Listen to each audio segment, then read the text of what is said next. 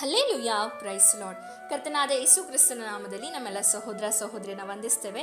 ನೀವಿನ್ನೂ word of truth ಎಂಬ ಚಾನಲ್ನ ಮೊದಲನೇ ಬಾರಿಗೆ ವೀಕ್ಷಿಸುತ್ತಿರುವುದಾದರೆ ದಯವಿಟ್ಟು ಸಬ್ಸ್ಕ್ರೈಬ್ ಮಾಡ್ಕೊಳ್ಳಿ, ಲೈಕ್ ಮಾಡಿ, ಶೇರ್ ಮಾಡಿ, ಹಾಗೂ ನಿಮ್ಮ ಪ್ರಾರ್ಥನಾ ಮನವಿಗಳನ್ನು ನಮಗೆ ಕಮೆಂಟ್ ಮೂಲಕವಾಗಿ ತಿಳಿಸಿರಿ. ಹಾಗೆ ಕೆಳಗೆ ಕೊಟ್ಟಿರುವಂತಹ ನಂಬರನ್ನು ನಿಮ್ಮ ಪ್ರಾರ್ಥನಾ ಮನವಿಗಳಿರೋದಾದರೆ ನೀವು ತಿಳಿಯಪಡಿಸಬಹುದಾಗಿದೆ. ನಮ್ಮ ಪ್ರತಿನಿತ್ಯ ಗೂಗಲ್ ಮೀಟ್ನಲ್ಲಿ ನಡೆಯುವಂಥ ಪ್ರಾರ್ಥನೆಗಳಿಗೆ ಜಾಯ್ನ್ ಆಗಬೇಕಾದಲ್ಲಿ ಕೆಳಗೆ ಕೊಟ್ಟಿರುವಂಥ ನಂಬರನ್ನು ಸಂಪರ್ಕಿಸಿರಿ.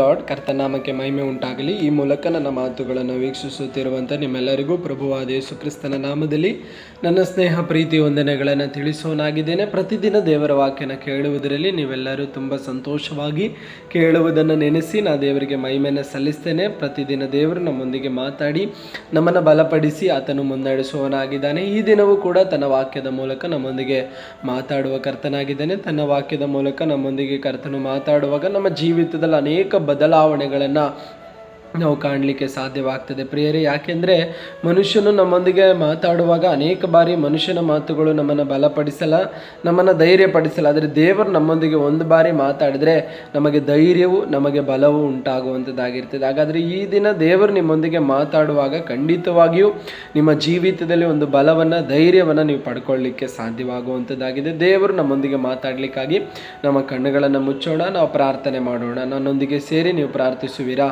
ಪ್ರತಿ ಸ್ವರೂಪನಾದ ತಂದೆಯೇ, ಒಳ್ಳೆ ಸಮಯಕ್ಕಾಗಿ ಸ್ತೋತ್ರ. ಪ್ರತಿದಿನ ನೀವು ನಮ್ಮೊಂದಿಗೆ ನಿನ್ನ ವಾಕ್ಯದ ಮೂಲಕ ಮಾತಾಡಿದಾಗೆ ಈ ದಿನವೂ ಕೂಡ ನೀವು ನಮ್ಮೊಂದಿಗೆ ಮಾತಾಡಿರಿ,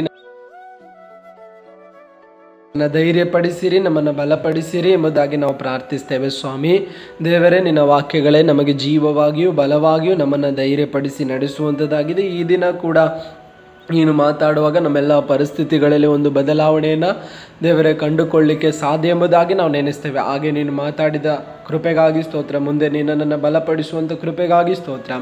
ಎಲ್ಲ ಘನತೆ ಮಹಿಮೆ ನಿನಗೆ, ಯೇಸುವಿನ ನಾಮದಲ್ಲಿ ತಂದೆಯೇ, ಆಮೇನ್ ಆಮೇನ್. ದೇವರು ತಾನೇ ನಿಮ್ಮೆಲ್ಲರನ್ನ ಬಲಪಡಿಸಲಿ. ಮುಂದಿರುವ ಸಮಯ ದೇವರ ವಾಕ್ಯನ ವೀಕ್ಷಿಸುವಾಗ ದೇವರು ನಿಮಗೆ ಸಹಾಯ ಮಾಡಲಿ. ಈ ದಿನದ ವಾಕ್ಯ ಸಂದೇಶದ ವಿಷಯನೆಂಬುದಾಗಿ ನಾವು ನೋಡೋದಾದರೆ, ಭಯಪಡಬೇಡಿ, ದೇವರು ನಿಮಗಾಗಿ ಕಾರ್ಯ ಮಾಡುತ್ತಾನೆ ಎಂಬುದಾಗಿರುವ ವಿಷಯದ ಕುರಿತು ನಾವು ನಿಮ್ಮೊಂದಿಗೆ ಮಾತಾಡಲಿಕ್ಕೆ ಬಯಸುವವರಾಗಿದ್ದೇವೆ. ಭಯಪಡಬೇಡಿ, ದೇವರು ನಿಮಗೋಸ್ಕರ ಕಾರ್ಯ ಮಾಡುವವನಾಗಿದ್ದಾನೆ. ನಾವು ಒಂದು ವಾಕ್ಯವನ್ನು ಓದಿಕೊಳ್ಳೋಣ. ಯೆಶಾಯನು ಬರೆದ ಪ್ರವಾದನೆ ಗ್ರಂಥ 41ನೇ ಅಧ್ಯಾಯದ 10ನೇ ವಚನವನ್ನು ಓದಿಕೊಳ್ಳೋದಾದರೆ ಹೀಗೆ ಬರೆಯಲ್ಪಟ್ಟಿದೆ: ನೀನಂತೂ ಹೆದರಬೇಡ, ನಾನೇ ನಿನ್ನೊಂದಿಗಿದ್ದೇನೆ. ದಿಗ್ಭ್ರಮೆಗೊಳ್ಳದಿರು, ನಾನೇ ನಿನ್ನ ದೇವರು. ನಾನು ನಿನ್ನನ್ನು ಬಲಪಡಿಸುತ್ತೇನೆ, ಹೌದು ನಿನಗೆ ಸಹಾಯ ಕೊಡುತ್ತೇನೆ. ನನ್ನ ಧರ್ಮದ ಬಲಗೈಯನ್ನು ನಿನಗೆ ಆಧಾರ ಮಾಡುತ್ತೇನೆ ಎಂಬುದಾಗಿ ವಾಕ್ಯದಲ್ಲಿ ನಾವು ನೋಡಿಕೊಳ್ಳಿಕ್ಕೆ ಸಾಧ್ಯವಾಗಿದೆ. ನಾವು ಓದಿದಂಥ ವಾಕ್ಯದಲ್ಲಿ ದೇವರು ಹೀಗೆ ಮಾತಾಡ್ತಿದ್ದಾರೆ: ನೀನಂತೂ ಭಯಪಡಬೇಡ. ದೇವರು ಹೇಳ್ತಾ ಇದ್ದಾರೆ, ನೀನಂತೂ ಭಯಪಡಬೇಡ. ಯಾಕೆ ಅಂದರೆ ನಾನು ನಿನ್ನೊಂದಿಗಿದ್ದೇನೆ. ಪ್ರಿಯರೇ, ನಮ್ಮ ಜೀವಿತದಲ್ಲಿ ನಾವು ಯಾವಾಗ ಭಯಪಡ್ತೇವೆ ಅಂದರೆ ದೇವರು ನಮ್ಮೊಂದಿಗೆ ಇದ್ದಾನೆ ಎಂಬುದನ್ನು ನಾವು ಮರೆತು ಬಿಟ್ಟಾಗಲೇ ನಮಗೆ ಭಯ ಬರುವಂಥದ್ದು. ದೇವರು ನಮ್ಮೊಂದಿಗೆ ಇದ್ದಾನೆ ಎಂಬುದಾಗಿರುವಂಥ ಆ ಮರಿವಿಕೆ ನಮಗೆ ಉಂಟಾಗುವಾಗಲೇ ನಮಗೆ ಭಯ ಅನ್ನುವಂಥದ್ದು ಬಂದುಬಿಡ್ತದೆ. ನೀವು ನೋಡ್ಬೋದು, ಯೇಸು ಸ್ವಾಮಿ ತನ್ನ ಆ ಜೊತೆಯಲ್ಲಿ ಇರಲಿಕ್ಕಾಗಿ 12 ಮಂದಿ ಶಿಷ್ಯರನ್ನು ಆರಿಸ್ಕೊಂಡಂಥ ಯೇಸು ಸ್ವಾಮಿಯೊಂದಿಗೆ ಒಂದು ಬಾರಿ ಸಮುದ್ರದಲ್ಲಿ ತನ್ನ ಶಿಷ್ಯರೊಂದಿಗೆ ಪ್ರಯಾಣ ಮಾಡುವಾಗ, ಪ್ರಯಾಣದಲ್ಲಿ ಹಡಗಿನಲ್ಲಿ ಯೇಸು ಸ್ವಾಮಿ ಮಲಗಿರ್ತಾರೆ. ಆ ಪ್ರಯಾಣದ ಮಧ್ಯದಲ್ಲಿ ಅಲೆಗಳು ಅವರಿಗೆ ಎದುರಾಗಿ ಬರ್ತದೆ.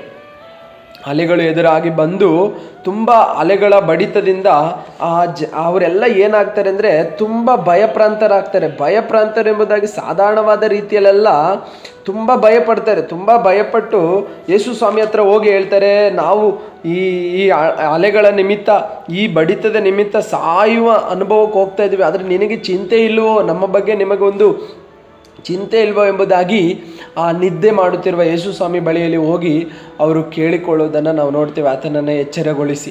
ಹಾಗಾದರೆ ಪ್ರಿಯರೇ, ತನ್ನ ಶಿಷ್ಯರು ತನ್ನೊಂದಿಗಿದ್ದಂಥ ಯೇಸು ಸ್ವಾಮಿಯನ್ನು ಅವ್ರು ಏನು ಮಾಡಿದ್ರು ಅಂದರೆ ಮರೆತು ಬಿಟ್ಟರು. ಅದರಿಂದಲೇ ಅವರಿಗೆ ಅಲೆಗಳನ್ನು ನೋಡುವಾಗ, ಸಮುದ್ರದ ಅಲೆಗಳ ಮಧ್ಯದಲ್ಲಿ ಅವರು ಆ ಹಡಗು ಆ ಕಡೆ ಈ ಕಡೆ ಅಲ್ಲಾಡುವಾಗ ನಾವು ಹಡಗಿನಲ್ಲಿ ಮುಳುಗಿ ಹೋಗ್ತೇವೇನೋ, ಸಮುದ್ರದಲ್ಲಿ ಮುಳುಗಿ ಹೋಗ್ತೇವೇನೋ ಎಂಬುದಾಗಿರುವ ಭಯ ಅವರಿಗೆ ಬಂತು. ಯೇಸು ಸ್ವಾಮಿ ತನ್ನೊಂದಿಗೆ ಇದ್ದಾರೆ. ಯೇಸು ಸ್ವಾಮಿ ಅದಕ್ಕಿಂತ ಮುಂಚಿತವಾಗಿ ಎಷ್ಟೋ ಅದ್ಭುತಗಳನ್ನು ಅವರು ಕಣ್ಣು ಮುಂದೆಲೇ ಮಾಡಿದ್ದಾರೆ. ಅನೇಕ ಅದ್ಭುತಗಳನ್ನು ಅವರು ಕಣ್ಣು ಮುಂದೆ ಮಾಡಿದಾಗಿಯೂ ಕೂಡ ತನ್ನೊಂದಿಗಿರುವಂಥ ಕರ್ತನನ್ನು ಅವ್ರು ಏನು ಮಾಡಿದ್ರು ಅಂದರೆ ಮರೆತು ಬಿಟ್ಟರು.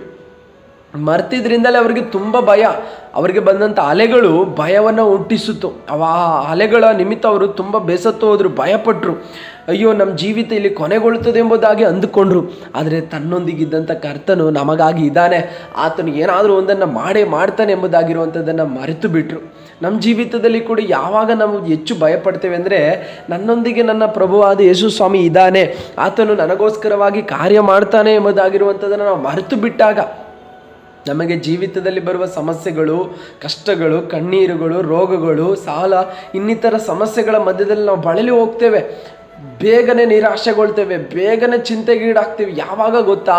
ದೇವರು ನಮ್ಮೊಂದಿಗೆ ಇದ್ದಾನೆ ಎಂಬುದನ್ನು ನಾವು ಮರೆತು ಬಿಟ್ಟಾಗ, ದೇವರು ನಮ್ಮೊಂದಿಗೆ ಇದ್ದಾನೆ ಎಂಬುದಾಗಿರುವ ಆ ತಿಳುವಳಿಕೆ ನಮಗೆ ಉಂಟಾದಾಗ ಏನೇ ವಿಷಯ ಬಂದರೂ ನಾವು ಏನು ಮಾಡಲ್ಲ ಅಂದರೆ ನಾವು ಭಯಪಡಲ್ಲ. ದೇವರು ನಮ್ಮನ್ನು ನಡೆಸ್ತಾನೆ ಎಂಬುದಾಗಿರುವಂಥ ಧೈರ್ಯ ನಮಗೆ ಉಂಟಾಗ್ತದೆ. ಹಾಗಾದರೆ ಪ್ರಿಯರೇ, ಯಾಕೆ ನಮ್ಮ ಜೀವಿತದಲ್ಲಿ ನಾವು ಭಯಪಡ್ತಾ ಇದ್ದೇವೆ ಅಂದರೆ, ಒಂದನೇದಾಗಿ ನಮಗೆ ದೇವರು ನಮ್ಮೊಂದಿಗೆ ಇದ್ದಾನೆ ಎಂಬುದಾಗಿರುವಂಥದ್ದನ್ನು ನಾವು ಮರೆತು ಬಿಟ್ಟಿದ್ರಿಂದಲೇ ಅಲ್ವಾ ನಿನ್ನ ಜೀವಿತದಲ್ಲಿ ಸಣ್ಣ ಒಂದು ಸಮಸ್ಯೆ ಬಂದ ತಕ್ಷಣ ನೀನು ಭಯಪಡೋದು, ಏನೋ ಕುಟುಂಬದಲ್ಲಿ ಸಣ್ಣದಾಗಿ ಸಂಭವಿಸಿದ ತಕ್ಷಣವೇ ಏನೋ ಆಗ್ಬಿಡ್ತು ಎಂಬುದಾಗಿ ನೀನು ಭಯಪಡಲಿಕ್ಕೆ ಕಾರಣ ಏನು ಹೇಳು? ದೇವರು ನಿನ್ನೊಂದಿಗೆ ಇದ್ದಾನೆ ಎಂಬುದಾಗಿರುವಂಥದ್ದನ್ನು ನೀನು ಮರೆತು ಬಿಟ್ಟಿದ್ರಿಂದಲೇ ಅಲ್ವಾ. ಸಣ್ಣ ಒಂದು ಕೆಲಸ ನಿನ್ನನ್ನು ಬಿಟ್ಟು ಹೋದಾಗಲೇ, ಕೆಲಸದಿಂದ ನಿನ್ನನ್ನು ತೆಗೆದಾಕಿದ ತಕ್ಷಣ ನೀನು ಭಯಪಡ್ತಾ ಇದ್ದೀವಿ. ಯಾಕೆ ಗೊತ್ತಾ? ದೇವರು ನಿನ್ನೊಂದಿಗೆ ಇದ್ದಾನೆ ಅನ್ನೋದನ್ನು ನೀನು ಮರೆತು ಬಿಟ್ಟಿದ್ದೆ. ಕೆಲಸ ಕೊಟ್ಟದ್ದು ದೇವರಲ್ವಾ. ಈ ಕೆಲಸ ಹೋದರೆ ಇನ್ನೊಂದು ಕೆಲಸವನ್ನು ದೇವರು ಕೊಡ್ತಾನೆ ಎಂಬುದಾಗಿರುವ ಭರವಸೆ ಯಾಕೆ ನಮ್ಮಲ್ಲಿ ಬರ್ತಾ ಇಲ್ಲ? ಹಾಗಾದರೆ ಯಾಕೆ ಬರ್ತಾ ಇಲ್ಲ ಅಂದರೆ, ದೇವರು ನಮ್ಮೊಂದಿಗೆ ಇದ್ದಾನೆ ಎಂಬುದನ್ನು ನಾವು ಮರೆತು ಬಿಟ್ಟಿದ್ದೇವೆ. ಅದಕ್ಕೆ ದೇವರು ಹೇಳ್ತಿದ್ದಾರೆ, ನೀನಂತೂ ಭಯಪಡಬೇಡ, ನಾನು ನಿನ್ನೊಂದಿಗೆ ಇದ್ದೇನೆ. ದೇವರು ಹೇಳ್ತಾ ಇದ್ದಾರೆ, ಈ ದಿನ ನಿನ್ನೊಂದಿಗೆ ದೇವರು ಇದ್ದಾರೆ, ನೀನು ಭಯಪಡಬೇಡ. ದೇವರು ಇರೋದಾದರೆ ಖಂಡಿತವಾಗಿಯೂ ನಿನ್ನ ಹಡಗಿನ ವಿರೋಧವಾಗಿ ಅಥವಾ ನಿನ್ನ ಜೀವಿತಕ್ಕೆ ವಿರೋಧವಾಗಿ ಏನೆಲ್ಲ ಅಲೆಗಳು ಬಂದರೂ ಕೂಡ ಅದನ್ನು ಶಾಂತಪಡಿಸುವಂಥ ಯೇಸು ಕ್ರಿಸ್ತನು ನಿನ್ನೊಂದಿಗಿದ್ದಾನೆ. ತನ್ನ ಶಿಷ್ಯರ ಪ್ರಯಾಣದಲ್ಲಿ ಹಡಗಿಗೆ ವಿರೋಧವಾಗಿ ಅಲೆಗಳು ಎದ್ದು ಬಂದಾಗ ಆತನು ಗಾಳಿಯನ್ನು ಗದರಿಸಿದಾಗ ಅಲೆಗಳು ಶಾಂತವಾಯಿತು. ಅಲ್ಲಿ ಶಿಷ್ಯರು ಆಶ್ಚರ್ಯಪಟ್ಟರು. ಈತನ ಮಾತನ್ನು ಸಮುದ್ರವು ಗಾಳಿಯು ಕೇಳುತ್ತದಲ್ಲ, ಈತನು ಯಾರಿರಬಹುದು ಎಂಬುದಾಗಿ ಆಶ್ಚರ್ಯಪಟ್ಟರು. ನಾವು ಕೂಡ ನಮ್ಮ ಜೀವಿತದಲ್ಲಿರುವ ಪ್ರಭುವಾದ ಯೇಸು ಕ್ರಿಸ್ತನು ನಮಗಾಗಿ ಮಾಡುವ ಅದ್ಭುತಗಳನ್ನು ಕಾಣುವಾಗ ನಾವು ಆಶ್ಚರ್ಯಪಡ್ತೇವೆ. ಯಾಕೆ ಗೊತ್ತಾ? ನಮಗೆ ಯೇಸು ಸ್ವಾಮಿ ಮಾಡಲಿಕ್ಕೆ ಇಂತಿಂಥ ಕಾರ್ಯಗಳು ಮಾತ್ರ ಸಾಧ್ಯ, ಇಂಥದ್ದನ್ನು ಮಾಡಲಿಕ್ಕೆ ಆಗಲ್ಲ ಎಂಬುದಾಗಿ ನಾವು ಅಂದ್ಕೊಂಡಿರ್ತೇವೆ. ಆದರೆ ಯೇಸು ಸ್ವಾಮಿಗೆ ಎಲ್ಲವೂ ಮಾಡಲಿಕ್ಕೆ ಸಾಧ್ಯ. ಪ್ರಿಯರೇ, ನಿಮ್ಮೊಂದಿಗಿರುವ ಕರ್ತನನ್ನು ನೀವು ಭರವಸೆ ಇಟ್ಟು ನಂಬೋದಾದರೆ ನಿಮಗೋಸ್ಕರ ದೊಡ್ಡ ಕಾರ್ಯವನ್ನು ಕೂಡ ಆತನು ಮಾಡುವವನೇ ಆಗಿದ್ದಾನೆ. ನಿಮಗೆ ಒಳ್ಳೆಯ ಒಂದು ಸಹಾಯವನ್ನು ಕೂಡ ಆತನು ಮಾಡ್ತಾನೆ. ಹಾಗಾದರೆ ಯಾಕೆ ನಿನ್ನ ಜೀವಿತದಲ್ಲಿ ನೀನು ಭಯಪಡ್ತಾ ಇದೆಯಾ? ಭಯಪಡಬೇಡ. ದೇವರು ನಿನಗೋಸ್ಕರವಾಗಿ ಈ ದಿನ ಕಾರ್ಯ ಮಾಡ್ತಾನೆ. ಕೆಲಸ ಹೋಗಿದೆಯಾ? ಭಯಪಡಬೇಡ. ವಿದ್ಯಾಭ್ಯಾಸದಲ್ಲಿ ನೀನು ಹಿಂದುಳಿದಿದೆಯಾ? ಭಯಪಡಬೇಡ. ನಿನ್ನ ಕುಟುಂಬದಲ್ಲಿ ಸಮಸ್ಯೆಗಳ ಮೇಲೆ ಸಮಸ್ಯೆಗಳು ಬರ್ತಾ ಇದೆಯಾ? ಭಯಪಡಬೇಡ. ಸಾಲ ಹೆಚ್ಚಾಗಿದೆಯಾ? ಭಯಪಡಬೇಡ. ರೋಗ ದೇಹದಲ್ಲಿ ಹೆಚ್ಚಾಗಿದೆಯಾ? ನೀನು ಭಯಪಡಬೇಡ. ನಿನಗೋಸ್ಕರವಾಗಿ ಯೇಸು ಸ್ವಾಮಿ ಇದ್ದಾರೆ. ಆತನು ನಿನ್ನನ್ನು ಅದೆಲ್ಲದರಿಂದ ಬಿಡಿಸಲಿಕ್ಕೆ ಶಕ್ತನಾಗಿದ್ದಾನೆ. ಸಮಸ್ಯೆಗಳು ಈ ಸಮುದ್ರದ ಅಲೆಯೋಪಾದಿಯಲ್ಲಿ ಎದ್ದು ಅವಾಗವಾಗ ಬರ್ತಾ ಇದೆಯಾ? ಒಂದರಿಂದ ಒಂದು ನಷ್ಟಗಳನ್ನು ನೀನು ಅನುಭವಿಸ್ತಾ ಇದೆಯಾ? ತುಂಬ ಕಷ್ಟದಲ್ಲಿ ಇಕ್ಕಟ್ಟಿನಲ್ಲಿ ಸಿಕ್ಕಾಕೊಂಡಿದೆಯಾ? ಭಯಪಡಬೇಡ. ನನ್ನ ಜೀವಿತ ಮುಗಿದೋಯ್ತು ಅಂತ ಅಂದುಕೊಳ್ಬೇಡ. ದೇವರು ನಿನ್ನೊಳಗಡೆ ಇದ್ದಾನೆ, ನಿನ್ನೊಂದಿಗೆ ಕರ್ತನಿದ್ದಾನೆ. ನಿನ್ನನ್ನು ಮುಗಿದು ಹೋದ ಸ್ಥಳದಲ್ಲಿಯೇ ಏನೆಲ್ಲ ಆ ಅಪಜಯ ಹೊಂದಿದೆಯೋ ಅದೇ ಸ್ಥಳದಲ್ಲೇ ದೇವರು ನಿನ್ನನ್ನು ತಿರುಗಿ ಎತ್ತಿ ಅಥವಾ ಎಬ್ಬಿಸಿ ನಿಲ್ಲಿಸಲಿಕ್ಕೆ ಆತನು ಈಗಲೂ ಕೂಡ ಶಕ್ತಿ ಉಳ್ಳ ದೇವರೇ ಆಗಿದ್ದಾನೆ. ಭಯಪಡಬೇಡಿ, ದೇವರು ನಿಮಗೋಸ್ಕರ ಕಾರ್ಯ ಮಾಡ್ತಾನೆ. ಪ್ರೀತಿಯ ಮಗಳೇ, ಪ್ರೀತಿಯ ಸಹೋದರ ಸಹೋದರಿಯೇ, ಭಯಪಡಬೇಡ. ನೀನು ಇರುವ ಸ್ಥಳದಲ್ಲಿ ಧೈರ್ಯವಾಗಿ ನಿನ್ನೊಂದಿಗಿರುವ ಯೇಸು ಸ್ವಾಮಿಗೆ ನಿನ್ನನ್ನು ನೀನು ಒಪ್ಪಿಸಿಕೊಡು. ಭಯಪಡಬೇಡ. ನಿನಗೋಸ್ಕರ ಯೇಸು ಸ್ವಾಮಿ ಕಾರ್ಯವನ್ನು ಮಾಡುವ ಆತನೇ ಆಗಿದ್ದಾನೆ. ಓದಿಕೊಂಡ ವಾಕ್ಯದಲ್ಲಿ ಹೀಗೆ ಇದೆ, ನೀನಂತೂ ಭಯಪಡಬೇಡ. ದೇವರು ಹೇಳ್ತಾ ಇದ್ದಾರೆ, ನೀನಂತೂ ಭಯಪಡಬೇಡ, ನಾನು ನಿನ್ನೊಂದಿಗಿದ್ದೇನೆ. ದಿಗ್ಭ್ರಮೆಗೊಳ್ಳದಿರು. ಎಲ್ಲ ವಿಷಯಗಳಲ್ಲಿ ದಿಗ್ಭ್ರಮೆಗೊಳ್ಳದಿರು. ನಾನು ನಿನ್ನನ್ನು ನಡೆಸ್ತೇನೆ. ನಾನು ನಿನ್ನ ದೇವರಲ್ವಾ. ನಿನಗೋಸ್ಕರ ಕಲ್ವಾರಿ ಶಿಲ್ಬೆಯಲ್ಲಿ ಪ್ರಾಣನೇ ಕೊಟ್ಟಿದ್ದೇನಲ್ವಾ? ನಿನಗೋಸ್ಕರ ಕೊನೆಯ ರಕ್ತವೇ ಸುರಿಸಿದ್ದೇನಲ್ವಾ? ನಿನಗೋಸ್ಕರ ಇಷ್ಟೆಲ್ಲ ಮಾಡಿದ ನಾನು ನಿನ್ನನ್ನು ಈ ಕಷ್ಟದಿಂದ ಬಿಡಿಸದೇ ಇರ್ತೇನಾ? ಈ ರೋಗದಿಂದ ಬಿಡಿಸದೇ ಇರ್ತೇನೆ? ಈ ಸಾಲದಿಂದ ಬಿಡಿಸದೇ ಇರ್ತೇನಾ? ಈ ಪದೇ ಪದೇ ಬರುವಂಥ ಬಾಧೆಯಿಂದ ನಾನು ಬಿಡಿಸದೇ ಇರ್ತೇನಾ? ಖಂಡಿತವಾಗಿಯೂ ನಾನು ನಿನ್ನನ್ನು ಬಿಡಿಸ್ತೇನೆ. ಆದರೆ ನೀನೇನು ಮಾಡಬೇಡ, ಭಯಪಡಬೇಡ. ನಾನು ನಿನ್ನನ್ನು ಬಲಪಡಿಸ್ತೇನೆ. ದೇವರು ಹೇಳ್ತಿದ್ದಾರೆ, ನಾನು ನಿನ್ನನ್ನು ಬಲಪಡಿಸ್ತೇನೆ. ನಿನ್ನ ಕಷ್ಟದ ಮಧ್ಯದಲ್ಲಿ ನೀನು ಸೋತು ಹೋಗದ ರೀತಿಯಲ್ಲಿ ನಾನು ಬಲಪಡಿಸ್ತೇನೆ ಎಂಬುದಾಗಿ ದೇವರು ಹೇಳ್ತೇನೆ. ಅನ್ನಳು ಮಕ್ಕಳಿಲ್ಲದೆ ದೇವರ ಮುಂದೆ ಹೋದಾಗ ದೇವರು ಆಕೆಯನ್ನು ಬಲಪಡಿಸಿದಳು, ನಿನಗೆ ಮುಂದಿನ ವರ್ಷದಲ್ಲಿ ನಿನಗೆ ಒಂದು ಸಂತಾನವನ್ನು ನಾನು ಕೊಡ್ತೇನೆ ಎಂಬುದಾಗಿ. ಹಾಗಾದರೆ ಪ್ರಿಯರೇ, ನೀವು ಯಾವ ವಿಷಯದಲ್ಲಿ ದೇವರ ಮುಂದೆ ಹೋಗ್ತಿರೋ ಆ ವಿಷಯದಲ್ಲಿ ಬಲವನ್ನು ದೇವರು ನಿಮ್ಮ ಜೀವಿತದಲ್ಲಿ ಕೊಡುವವನಾಗಿದ್ದಾನೆ, ನಿಮ್ಮನ್ನು ಬಲಪಡಿಸುವವನಾಗಿದ್ದಾನೆ. ಅನೇಕರು ನಿಮ್ಮನ್ನು ಬಲಪಡಿಸಿದೆ, ನಿಮ್ಮನ್ನು ನಿರಾಶೆ ಪಡಿಸಿರ್ಬೋದು, ನಿನ್ನ ಜೀವಿತ ಮುಗಿದೋಯ್ತು, ನಿನ್ನ ಜೀವಿತ ಇಷ್ಟೇ ಎಂಬುದಾಗಿ ಅನೇಕರು ಹೇಳಿರ್ಬೋದು. ಅನೇಕರು ನಿನ್ನ ಕುರಿತು ಬೇಡದಿರುವಂಥ ಅಭಿಪ್ರಾಯಗಳನ್ನು ಹೇಳಿರ್ಬೋದು. ನಿನ್ನ ಜೀವಿತ ಇಲ್ಲಿಗೆ ಕೊನೆಗೊಳ್ತದೆ ಎಂಬುದಾಗಿ ಹೇಳಿ ನಿನ್ನನ್ನು ನಿರಾಶೆ ಪಡಿಸಿರ್ಬೋದು. ಆದರೆ ದೇವರು ನಿನ್ನನ್ನು ನಿರಾಶೆ ಪಡಿಸಲ್ಲ. ದೇವರು ನಿನಗೆ ಬಲಪಡಿಸುವಿಕೆಯನ್ನು ಕೊಡುವವನಾಗಿದ್ದೇನೆ. ಅದಕ್ಕೆ ದೇವರು ಹೇಳ್ತೇನೆ, ನಾನು ನಿನ್ನ ದೇವರಲ್ವಾ, ನಾನು ನಿನ್ನನ್ನು ಬಲಪಡಿಸ್ತೇನೆ, ಹೌದು ನಿನಗೆ ಸಹಾಯವನ್ನು ಕೊಡ್ತೇನೆ. ದೇವರು ಹೇಳ್ತಿದ್ದಾರೆ, ನಾನು ನಿನಗೆ ಸಹಾಯ ಕೊಡ್ತೇನೆ, ನನ್ನ ಬಲಗೈಯನ್ನು ನಿನಗೆ ಆಧಾರವಾಗಿ ಕೊಡ್ತೇನೆ. ಹಾಲೆಲೂಯಾ. ಹಾಗಾದರೆ ದೇವರು ಖಂಡಿತವಾಗಿಯೂ ಭಯಪಟ್ಟ ನಿನ್ನ ಜೀವಿತವನ್ನು ಆತನು ರೂಪಿಸಲಿಕ್ಕಿದ್ದಾನೆ. ಮತ್ತೆಯೂ ನಿನ್ನನ್ನು ಎಲ್ಲಿ ಬಿದ್ದಿದೆಯೋ ಅಲ್ಲಿಂದನೇ ಮೇಲೆತ್ತಿ ನಿಲ್ಲಿಸಲಿಕ್ಕಿದ್ದಾನೆ. ಭಯಪಡಬೇಡ. ಎಂಥ ಸಮಸ್ಯೆಗಳನ್ನು ಎದುರಿಸಲೇಬೇಕಾಗಿ ಬಂದರೂ ಕೂಡ ಭಯಪಡಬೇಡ, ನಿರಾಶೆಗೊಳ್ಬೇಡ. ದೇವರು ನಿನಗಾಗಿ ಅದ್ಭುತವನ್ನು ಮಾಡಿ ನಡೆಸುವಂಥ ದೇವರಾಗಿದ್ದಾನೆ. ಪ್ರೀತಿಯ ದೇವ ಜನರೇ, ಈ ಮಾತುಗಳನ್ನು ಕೇಳುತ್ತಿರುವ ನಿಮ್ಮ ಜೀವಿತದಲ್ಲಿ ಯಾವುದೆಲ್ಲ ವಿಷಯಗಳಲ್ಲಿ ನೀವು ಭಯದಲ್ಲಿ ಸಿಕ್ಕಿಕೊಂಡಿದ್ದೀರೋ, ಭಯದಲ್ಲಿ ಸಿಲುಕಿಕೊಂಡಿದ್ದೀರೋ, ಅದೆಲ್ಲದರಿಂದ ದೇವರು ಈ ದಿನ ನಿಮ್ಮನ್ನು ಹೊರತರಲಿಕ್ಕಾಗಿಯೇ ನಿಮ್ಮೊಂದಿಗೆ ಮಾತಾಡ್ತಾ ಇದ್ದೇನೆ. ಕುಟುಂಬದ ಸಮಸ್ಯೆಯಲ್ಲಿ ನೀವು ಭಯಪಡ್ತಾ ಇದ್ದೀರಾ, ನಿಮ್ಮ ಕುಟುಂಬ ವಿಷಯದಲ್ಲಿ ಭಯಪಡ್ತಾ ಇದ್ದೀರಾ, ಸಾಲದ ವಿಷಯದಲ್ಲಿ ಭಯಪಡ್ತಾ ಇದ್ದೀರಾ, ರೋಗದ ವಿಷಯದಲ್ಲಿ ಭಯಪಡ್ತಾ ಇದ್ದೀರಾ, ನನ್ನ ಜೀವಿತ ಹೀಗೆ ಆಗ್ಬಿಡ್ತಲ್ಲ ಎಂಬುದಾಗಿ ಭಯಪಡ್ತಾ ಇದ್ದೀರಾ, ಕೆಲಸ ಹೋಗಿದೆ ಎಂಬುದಾಗಿ ಭಯಪಡ್ತಾ ಇದ್ದೀರಾ, ಕೆಲಸ ಸಿಗ್ತಾ ಇಲ್ಲ ಎಂಬುದಾಗಿ ಭಯಪಡ್ತಾ ಇದ್ದೀರಾ, ವಿದ್ಯಾಭ್ಯಾಸದಲ್ಲಿ ಮುಂದೆ ಹೋಗ್ಲಿಕ್ಕೆ ಆಗ್ತಾ ಇಲ್ಲ ಎಂಬುದಾಗಿ ಭಯಪಡ್ತಿದ್ದೀರಾ. ಎಲ್ಲ ಭಯವನ್ನು ಈ ದಿನವೇ ತೆಗೆದಾಕಿ. ಯಾಕೆಂದರೆ ದೇವರು ಹೇಳ್ತಾ ಇದ್ದಾರೆ, ಭಯಪಡಬೇಡ, ನೀನಂತೂ ಭಯಪಡಬೇಡ, ನಾನು ನಿನ್ನೊಂದಿಗಿದ್ದೇನೆ. ಯಾಕೆ ಗೊತ್ತಾ? ಭಯವನ್ನು ಹೋಗಲಾಡಿಸುವಂಥ ಕರ್ತನು ನಿನ್ನೊಂದಿಗಿದ್ದಾನೆ, ನಿನ್ನ ಒಳಗಡೆ ಇದ್ದಾನೆ. ನಿನ್ನ ಜೀವಿತವನ್ನು ಆತನು ಖಂಡಿತವಾಗಿಯೂ ಬದಲಾಯಿಸ್ತಾನೆ. ಭಯಪಡಬೇಡ, ದೇವರು ನಿನಗೋಸ್ಕರವಾಗಿ ಕಾರ್ಯ ಮಾಡ್ತಾನೆ. ದೇವರು ನಿನ್ನನ್ನು ಎಲ್ಲ ಭಯದ ಅವಸ್ಥೆಯಿಂದ ಹೊರತಂದು ದೇವರು ನಿನ್ನನ್ನು ಉತ್ತಮವಾಗಿ ನಡೆಸ್ತಾನೆ. ಯಾಕೋಬನಿಗೆ ಒಂದು ಭಯವಿತ್ತು, ತನ್ನ ಅಣ್ಣನಾದ ಏಸಾವನು ನನ್ನ ಕುಟುಂಬವನ್ನು ಎಲ್ಲಿ ಮುಗಿಸಿಬಿಡ್ತಾನೋ ಅಥವಾ ನನ್ನ ಕುಟುಂಬವನ್ನು ಎಲ್ಲಿ ನಾಶ ಮಾಡಿಬಿಡ್ತಾನೋ ಎಂಬುದಾಗಿ. ಆದರೆ ಯಾಕೋಬನು ದೇವರ ಮುಂದೆ ಮೊಣಕಾಲೂರಿದಾಗ ದೇವರ ಆಶೀರ್ವಾದವನ್ನು ಹೊಂದಿಕೊಂಡು ಅವನು ತನ್ನ ಕುಟುಂಬಕ್ಕೆ ಮಾತ್ರ ಅಲ್ಲ, ತನ್ನ ಸಂತಾನಕ್ಕೆ ಒಂದು ಆಶೀರ್ವಾದವಾಗಿ ಮಾರ್ಪಟ್ಟ. ಹಾಗಾದರೆ ಪ್ರಿಯರೇ, ನಿಮಗೆ ಯಾವುದರ ಮೇಲೆ ಭಯ ಇದೆಯೋ ಅದರನ್ನೆಲ್ಲ ಬಿಟ್ಟು ದೇವರ ಮುಂದೆ ನೀವು ಮೊಣಕಾಲೂರಿ, ದೇವರು ನಿನ್ನ ಸಂತಾನಕ್ಕೆ ಅಥವಾ ನಿನ್ನ ಕುಟುಂಬಕ್ಕೆ, ನಿನ್ನ ಸ್ತೋತ್ರ ಜೀವಿತವನ್ನೇ ಒಂದು ಆಶೀರ್ವಾದವಾಗಿ ಮಾರ್ಪಡಿಸ್ತೇನೆ. ಯಾಕೋಬನು ಅಣ್ಣನಿಗೆ ಭಯಪಟ್ಟ, ಅಣ್ಣನು ನನ್ನ ಕುಟುಂಬವನ್ನು, ನನ್ನನ್ನು ಏನಾದರೂ ಮಾಡಿಬಿಡ್ತಾನೆ ಎಂಬುದಾಗಿ ಭಯಪಟ್ಟಾದರೆ ಯಾಕೋಬನು ಭಯದಲ್ಲಿಯೂ ಕೂಡ ದೇವರ ಮುಂದೆ ಮೊಣಕಾಲೂರಿ ದೇವರ ಸನ್ನಿಧಿಯಲ್ಲಿ ರಾತ್ರಿ ಎಲ್ಲ ಕಳೆದ್ರಿಂದ ದೇವರೊಂದಿಗೆ ಹೋರಾಡಿ ದೇವರಿಂದ ಒಂದು ಆಶೀರ್ವಾದವನ್ನು ಪಡ್ಕೊಂಡ. ನೀನು ಯಾಕೋಬಲ್ಲ, ಭಯಪಡುವಂತೆ ಯಾಕೋಬಲ್ಲ, ನೀನು ಇಸ್ರಾಯೇಲ್ ಎಂಬುದಾಗಿ ಗುರುತಿಸಲ್ಪಡ್ತಿ ಎಂಬುದಾಗಿ ಅಂದಿನಿಂದ ತನ್ನ ಜೀವಿತವನ್ನು ದೇವರು ಮೇಲೆತ್ತಿ ಅನೇಕರಿಗೆ ಆಶೀರ್ವಾದವಾಗುವ ರೀತಿಯಲ್ಲಿ ಮಾರ್ಪಡಿಸಿದ್ದನ್ನು ನಾವು ನೋಡ್ತೀವಿ. ಹಾಗಾದರೆ ಭಯಪಡುವ ನಿನ್ನನ್ನು ದೇವರು ಬದಲಾಯಿಸಿ ಅನೇಕರಿಗೆ ಆಶೀರ್ವಾದವುಳ್ಳವನಾಗಿ ದೇವರು ಮಾರ್ಪಡಿಸ್ತಾನೆ. ಭಯಪಡಬೇಡ, ದೇವರು ಜೀವಿತದಲ್ಲಿ ಏನೋ ಒಂದು ಉದ್ದೇಶವನ್ನು ಇಟ್ಟಿದ್ದಾನೆ.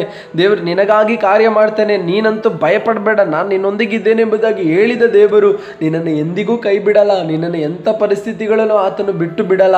ನಿನಗೋಸ್ಕರವಾಗಿ ಎಂಥ ಪರಿಸ್ಥಿತಿಯಲ್ಲಿ ಕೂಡ ನಡೆದು ಬರುವಂಥ ದೇವರೇ ಆಗಿದ್ದಾನೆ.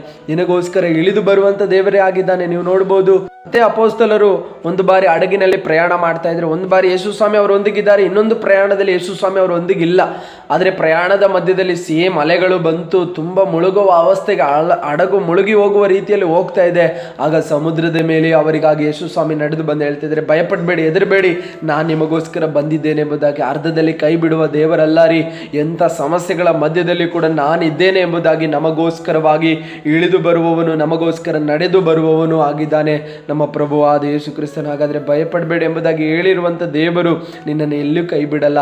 ನಿನ್ನನ್ನು ಎಲ್ಲ ಕಾರ್ಯಗಳಲ್ಲಿ ಕೈ ಹಿಡಿದು ನಡೆಸುವಂಥ ದೇವರಾಗಿದ್ದಾನೆ. ಅಲ್ಲಿ ಪೇತ್ರನು ಮುಳುಗುವ ಅವಸ್ಥೆಗೆ ಹೋದರೂ ಕೂಡ ಆ ಮುಳುಗುವ ಅವಸ್ಥೆಯಿಂದ ಮೇಲೆತ್ತಿ ನಿಲ್ಲಿಸಿದ್ದು ಪ್ರಭುವಾದ ಯೇಸು ಕ್ರಿಸ್ತನಾಗಿದ್ದಾನೆ. ಹಾಗಾದರೆ ನೀನು ಯಾವ ವಿಷಯದಲ್ಲಿ ಭಯಪಡ್ತಾ ಇದೆಯೋ ಅದೆಲ್ಲದರಿಂದ ಈ ಗಳಿಗೆಯಲ್ಲಿ ಬಿಟ್ಟು ದೇವರ ಮುಂದೆ ಮೊಣಕಾಲೂರು, ದೇವರಿಗೆ ನಿಮ್ಮನ್ನು ಒಪ್ಪಿಸಿಕೊಡು. ಎಲ್ಲ ಭಯದಿಂದ ದೇವರು ನಿನ್ನನ್ನು ಹೊರತಂದು ಆಶೀರ್ವದಿಸ್ತಾನೆ. ಕಣ್ಣುಗಳನ್ನು ಮುಚ್ಚೋಣ, ಪ್ರಾರ್ಥನೆ ಮಾಡೋಣ. ಪ್ರೀತಿ ಸ್ವರೂಪನ ತಂದೆಯೇ, ನಿನ್ನ ಮಕ್ಕಳ ಎಲ್ಲ ಭಯದಿಂದ ಅವರನ್ನು ಬಿಡಿಸಿ ನೀನು ಹೊರತಂದು ಅವರನ್ನು ಧೈರ್ಯಪಡಿಸು. ನೀನಂತೂ ಹೆದರಬೇಡ ಎಂಬುದಾಗಿ, ನಾನು ನಿನ್ನೊಂದಿಗೆ ಇದ್ದೇನೆ ಎಂಬುದಾಗಿ ಹೇಳಿದ ನಿನ್ನ ಮಾತುಗಳು ಅವರ ಹೃದಯದಲ್ಲಿ ಬಲವಾಗಿ ಕಾರ್ಯ ಮಾಡಲಿ, ಅವರನ್ನು ಮತ್ತಷ್ಟು ಬಲಪಡಿಸಲಿ.